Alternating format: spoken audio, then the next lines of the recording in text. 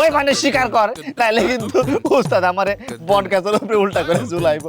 ওস্তাদ কি রে ময়না, লোকটা যেসব কথা বলতেছে এগুলো কি ঠিক? হপ করছি নাটক তো কি করবো?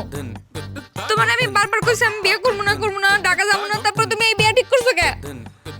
এই জন্য করছি নাটক জিনে ধরার। বুবু, তুমি এত কিছু করার পরেও রাফি ভাই কিন্তু তোমার সাইরা যায় নাই, বরঞ্চ রাফি ভাই তোমারে বিয়া করছে। ময়না, তুমি আমাকে বিয়ে করবে না বলে শুরু থেকেই জিন ভর করার অভিনয় করে আসছো, সেটা আমি মেনে নিলাম, কিন্তু বিয়ের পরও কেন নতুন করে আবার এই পাগলামোটা শুরু করলা? এটা কি করবো? আপনার যে আমি কইলাম আমি গ্রাম ছেড়ে যাবো না, আপনি গ্রামে ঘর জামাই থাইকা যান, আপনি আমার কথা রাজি হয়েছেন? আমি তো ভালো হইতে চাইছিলাম, আমার তো ভালো হইতে দেন নাই, এই জন্য আমি আমার খেলা আবার শুরু করছি। সি সি সি, তুই একবার আমাদের মান সম্মানের কথা চিন্তাও করলি না? যা আবার হয়ে গেছে, সর্ষের ভূত যখন বেড়ে গেছে, এখন আমরা ঢাকা যাওয়ার ইন্তজাম করি। আমি তাহলে আসি।